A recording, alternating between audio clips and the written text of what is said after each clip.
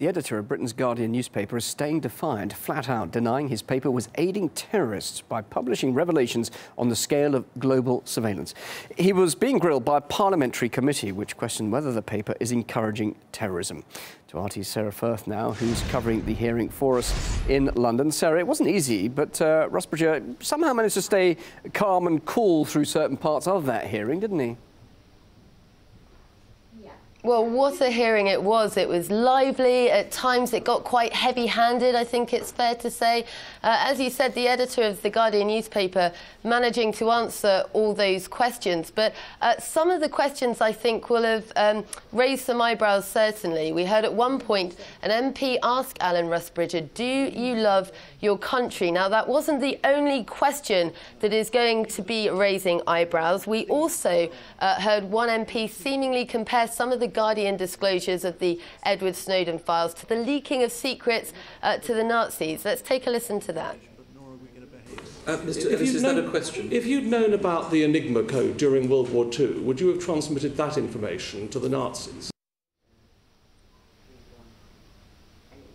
Now, the questions session all the more interesting if you compare it to what took place at the beginning of last month. And there we saw the heads of the UK intelligence agencies, MI5, MI6, GCHQ, and they'd come before another parliamentary committee. And there, the questioning much calmer, much more coordinated. And certainly this is something that the editor of The Guardian also made note of in his questioning today. Let's take a listen to that. The catastrophic leak that did happen was dealt with by the ISC with the following exchange. Chairman, can we assume you are having discussions with your American colleagues about the hundreds of thousands of people who appear to have access to your information? Head of MI5, all three of us are involved in those discussions, Chairman. Chair, thank you very much.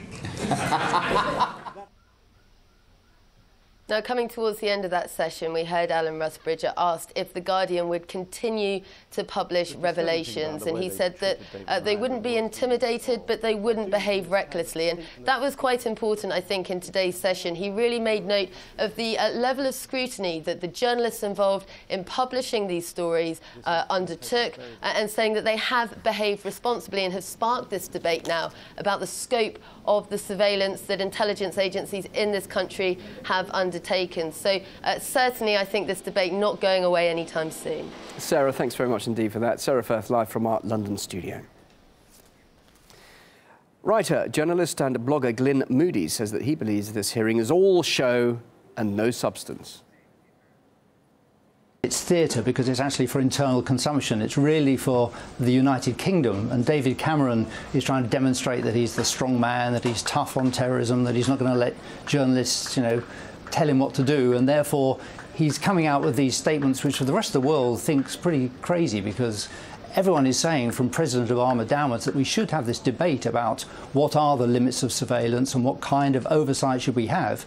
And it's really only David Cameron and the UK government that's saying that we shouldn't do that. Well, let's look at how much pressure The Guardian has faced these last months. The paper began publishing revelations of surveillance this summer. Now, soon after, police came knocking on the door, demanding it hand over all the information it had.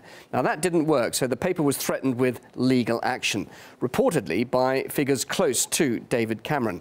The paper refused to yield in August.